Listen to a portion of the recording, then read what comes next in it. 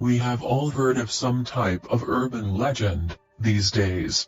Urban legends are being told from family to family and by friends, usually around a campfire trying to scare the crap out of us, or maybe our parents would tell us these stories, maybe to make us behave or maybe to keep us away from a specific area, but we will never know why our parents scare us so. Maybe the reason why we don't believe in these stories is for the reason we don't want to, that there could be so much evil in the world. With this story I am about to tell you, this was told by my mother.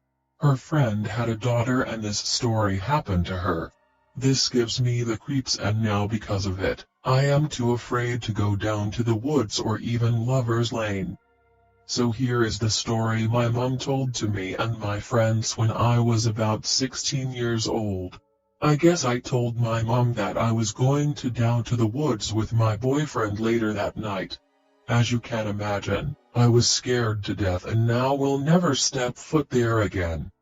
My mother's friend daughter and her boyfriend were on their way home from somewhere, not important. One night, the couple decided to make a detour and would spend some time alone in the woods.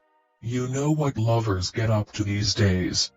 The couple parked off the main road, in a part of the woods, off the main track. They didn't really want it to be bothered with people passing by. As you could properly guess what they were going to get up to, the man, being brave for his sweetheart and not fearing anything, wanted to go for a leak. The guy stepped out of the car, saying comfortably to his girlfriend, "Don't worry, I'll be back. I'm just going to find somewhere to take a leak. Make sure you lock the doors and windows while I am gone."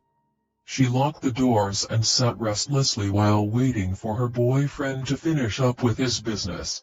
Suddenly, she sees a shadow fall across her lap.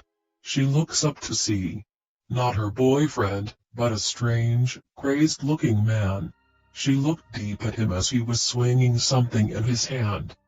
The girlfriend let out a horrifying scream. The boyfriend, hearing her screams, quickly does up his zip on his trousers. "I'll be right there," he shouts as he starts running towards the car.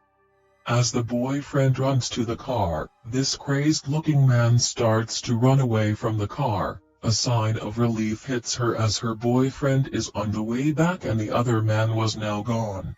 She kept waiting, but 5 minutes had passed. Her boyfriend never turned up.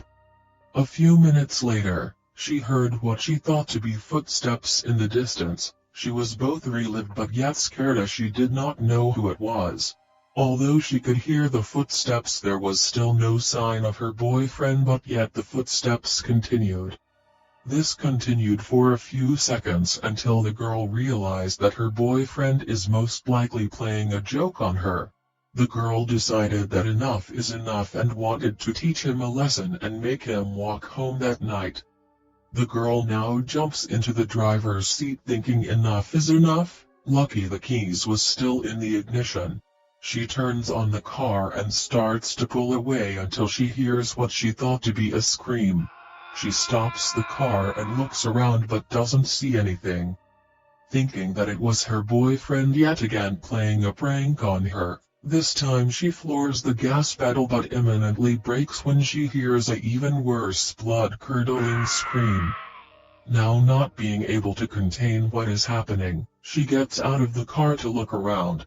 Looking above the car, she turns white as a ghost as she witnesses her boyfriend's head on the roof and his body dangling from a rope that was attached to the bumper of the car.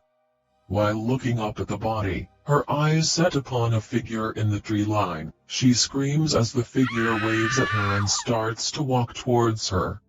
Now, I don't know about you, but this story scared the pants off me. I would never be able to go into the woods again. Not even in the daytime. I am thankful that my mother's friend got her daughter back, but she is now scarred from that night and will need therapy properly for the rest of her life.